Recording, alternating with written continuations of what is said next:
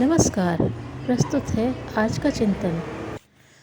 हंसने मुस्कुराने प्रसन्न प्रफुल्लित रहने का स्वास्थ्य से बड़ा घनिष्ठ संबंध है।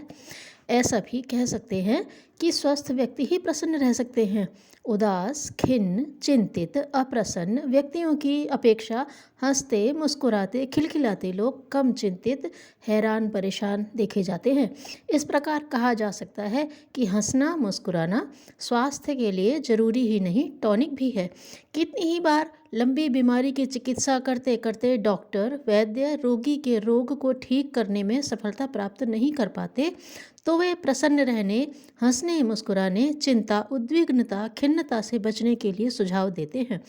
देखा गया है कि जो रोग दवाओं से काबू में नहीं आ सका था, वह मात्र प्रसन्नचित्त रहने, हंसने मुस्कुराने की आदत डालने से धीरे धीरे ठीक होने लगता है। मनोवैज्ञानिकों ने अनेक ऐसे लोगों का परीक्षण किया है जो उदास, खिन्न, उद्विग्न, बेचैन, हैरान और परेशान रहते थे, तथा ऐसे भी लोग उनके संपर्क में आए जो सदा प्रसन्न रहते थे। दोनों प्रकार के लोगों की स्वास्थ्य परीक्षण की रिपोर्ट में जमीन आसमान का अंतर पाया गया। ऐसे व्यक्ति जो हल्की फुल्की मनः स्थिति में पाए गए, उनमें उत्साह, उमंग, स्फूर्ति बनी हुई थी, जबकि उदास, खिन्न लोग हारे, थके, शिथिलता से ग्रसित थे। मुस्कान थकान और चिंता की अचूक दवा है। जीवन का वास्तविक आनंद हंसती हंसाती खिलखिलाती जिंदगी में ही है। उदासी, हैरानी, चिंता, तनाव, मनहूसी तो रोगी मनः स्थिति का सूचक है। हंसना मुस्कुराना ईश्वरीय वरदान है। यह अनेक रोगों से मुक्ति दिलाता है। चिंता, शोक, आवेग, उद्विग्नता का मानव मन पर आक्रमण होता है। इसलिए समझदारी और दूरदर्शिता इसी में है कि इनके मुकाबले के लिए मानवीय स्वभाव की सहज उपज मुस्कान को सदैव बनाए रखने का प्रयास करना चाहिए। स्वास्थ्य के लिए पौष्टिक आहार और संतुलित भोजन की आवश्यकता है, और रोगी होने पर दवाओं तथा टॉनिक की भी सलाह दी जाती है।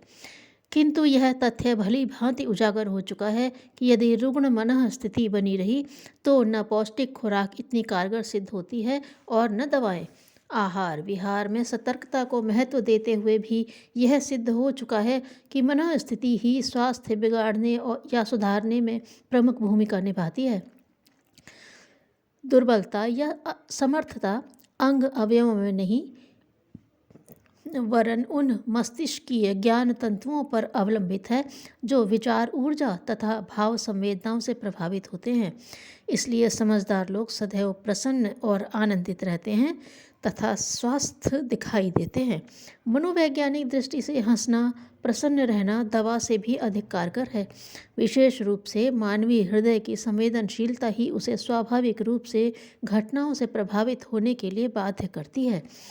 परिणाम स्वरूप अन्य प्राणियों की अपेक्षा सुख दुख का प्रभाव मनुष्य की मनः स्थिति पर अधिक पड़ता है और अधिक समय तक प्रभावी होता है। अतः वे शोकाकुल, चिंतित, व्यथित भी देखे जाते हैं।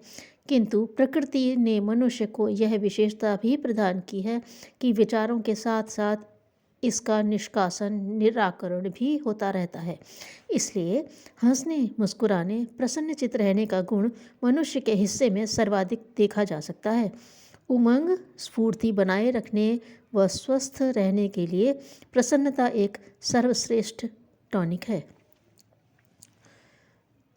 समाज एक शरीर है, व्यक्ति उसका अंग है। यदि व्यक्ति अपने स्वार्थ को प्राथमिकता देता है और समाज हित की अवहेलना करता है, तो निश्चय ही न वह सुखी रह सकेगा न समाज। ईश्वर को सर्वव्यापी समझने वाला पापों से डरता है। धन्यवाद।